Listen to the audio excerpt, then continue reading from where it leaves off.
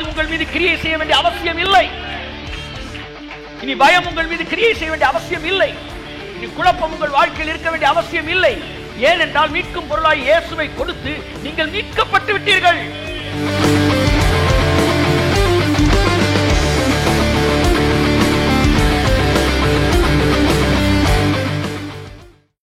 மீட்கும் பொருள் என்றால் என்ன? ஒரு மனிதன் அடிமைப்பட்டு போகும்போது அவனுக்கு கொடுக்க வேண்டிய கிரயத்தை, கடந்த கால கிரயத்தையும் எதிர்கால கிரயத்தையும், இங்கேதான் கிரேஸ் நிற்குது. இதைத்தான் ஏற்றுக்க மாட்டான் பெந்தெகோஸ்தே பிரசங்கியன். எதிர்காலத்துக்கு தேவையான கிரயத்தையும் சேர்த்து தான் தேவன் கொடுத்திருக்கிறார். கொடுத்து நம்மை மீட்டு இருக்கிறார். ஆமென் சொல்லுங்க. இந்த மீட்கும் பொருள் ஒன்று வந்துருச்சுன்னா எதெல்லாம் அடிபடும் அப்படின்றத பார்ப்போம். அப்போ மீட்கும் பொருள் யாருன்ற பார்க்கணும். யாரா? இயேசு. மீட்கும் பொருள்னு நான் கண்டுபிடித்தேன், யோபுல தான் பார்த்துருக்கிறேன். ஆனால் மீட்கும் பொருள் ஒரு வசனம் புதிய ஏற்பாட்டில் இருக்குன்னு எனக்கு தெரியாது. அப்புறம் ஒரு நாள் 1 தீமோத்தேயை வாசிக்கும் போது தான் பவுல் எழுதுறாரு. 1 தீமோத்தேயு 2:6. அப்பதான் முதலாக அந்த மீட்கும் பொருள் என்ற வார்த்தையை நான் பார்க்கிறேன். வாசிப்போம். எல்லாரையும் மீட்கும் பொருளாக நாம் எல்லோரையும் முந்தின வசனம் வாசிமா. தேவன் ஒருவரே, தேவன் ஒருவரே. சாமாசி தூதனையும் தேவனையும் பேசலாம் பாருங்க. தேவன் ஒருவரே, தேவனுக்கும் மனுஷருக்கும் மத்தியஸ்தரும் ஒருவரே. சாமாசி பண்ணுகிற தூதனானவர். கையை தட்டுங்க. மத்தியஸ்தர் ஒருவரே. எல்லாரையும் நாம் எல்லோரையும் மீட்கும் பொருளாக தம்மையே ஒப்பு கொடுத்த மனுஷனாகிய கிறிஸ்து இயேசு அவரே. கையை தட்டி ஆமென் சொல்லுங்க. ஒரு அல்லேலூயா சொல்லுங்களேன்.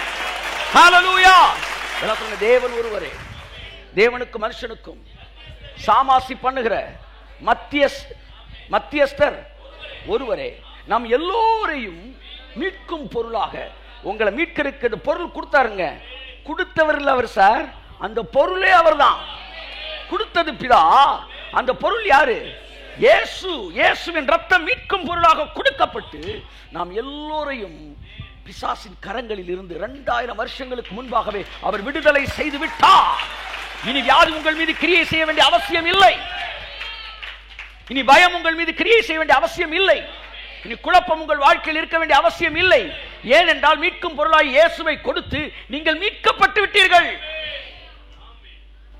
சொப்பனம், தரிசனம், எதிர்மறையான தீர்க்க தரிசனங்கள், இது எல்லாமே மீட்கும் பொருள் ஒன்று வந்தால் அடியாகி போயிடும். என்ன ப்ரொஃபட்டிக் மெசேஜா இருக்கட்டும், மீட்கும் பொருள் அப்படின்னு வந்துட்டா தீர்க்க தரிசனம் அடிபட்டு போயிடும்.